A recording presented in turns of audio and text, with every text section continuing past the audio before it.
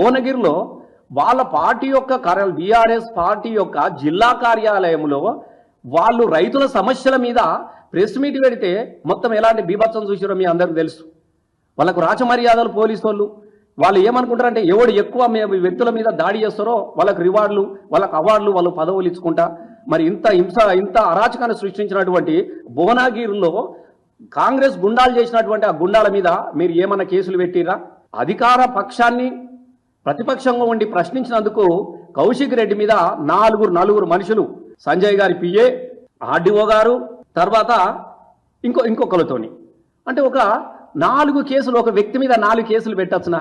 మీరే చెప్పండి. సరే, ఆయన అడగడం నేరం అయితే నేరం కాదు మీరు అనుకున్నట్టుంటే అరే ఈయన అడిగిట్లా చేసిన అని పెడతారు. కానీ నలుగురు కూడా వాళ్ళు కొన్ని కేసు పెట్టారు అంటే మీరు 100% ముందుగాలనే బీఆర్ఎస్ పార్టీ యొక్క ఎమ్మెల్యేలు రేపు ప్రశ్నిస్తారు కాబట్టి వీళ్ళని భయభ్రాంతులకు గురి చేయాలి, వాళ్ళ మీద కేసులు పెట్టాలన్నటువంటి ఒక దుర్బుద్ధితో పెట్టినటువంటి కేసు ఇదిగా మేము భావించుకుంటా ఉంటున్నాం. ఇవాళ ఇంకా సిగ్గు లేక సంజయ్ గారు, నేను ఒకటి అడుగుతా ఉన్నా, ఇవాళ సంజయ్ గారు స్పీకర్ దగ్గరికి వెళ్ళి పాడి కౌశిక్ రెడ్డి నా మీద దాడి చేసిండు, ఈయన శాసన సభ్యత్వాన్ని రద్దే చేయాలని చెప్పేసి సిగ్గు లేక ఇవాళ పోయి స్పీకర్ గారికి ఆయన దరఖాస్తు చేస్తా ఉన్నారు.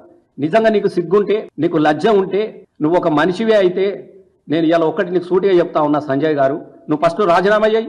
పెద్ద పొంకలాలు నీ ముఖానికి నేను కూడా 10 సంవత్సరాలు ఎమ్మెల్యేగా పనిచేసిన, నాతో పాటు 5 సంవత్సరాలు కూడా నువ్వు ఉన్నావు.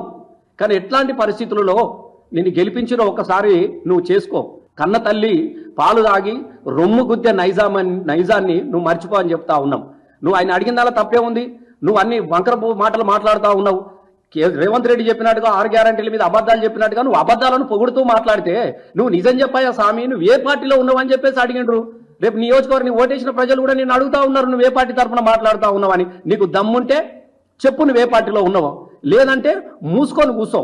మేము ఇలా నువ్వు కాంగ్రెస్ వాదివే అయితే నిన్ను కూడా సూటిగా అడుగుతా ఉన్నా, రాజీనామా చేయి. నువ్వు పెద్ద ఇప్పుడు మీ ప్రభుత్వంలో మా రేవంత్ రెడ్డి సారు ఆహా ఊహా అని చెప్తా ఉన్నావు కదా, నిజంగా రేవంత్ రెడ్డి పాలన చక్కగా ఉన్నట్టుంటే, కాంగ్రెస్ పాలన చక్కగా ఉన్నట్టంటే మరి ఎందుకు భయపడుతున్నావా? రాజీనామా చేయి. నీ 6 గ్యారంటీకి గెలిపిస్తాయి కదా, నీ 420 హామీలు నేను గెలిపిస్తాయి కదా.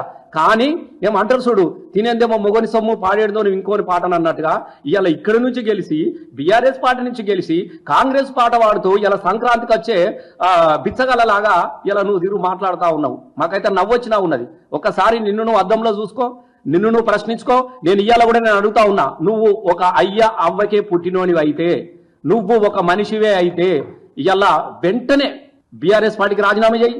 నీ శాసన ఇవాళ నువ్వు స్పీకర్కి ఇవ్వాల్సింది పాడి కౌశిక్ రెడ్డి మీద ఫిర్యాదు కాదు, నీ రాజీనామా లెటర్ ఇచ్చిరాపో, నిలబడిపో. రేపు ప్రజలు తెలుస్తారు కదా, నిజంగా ప్రజలు నేను అంగీకరించినట్టుంటే నీ ఇంటికి వచ్చి క్షమాపణ చెప్పొచ్చు వస్తాం మేము.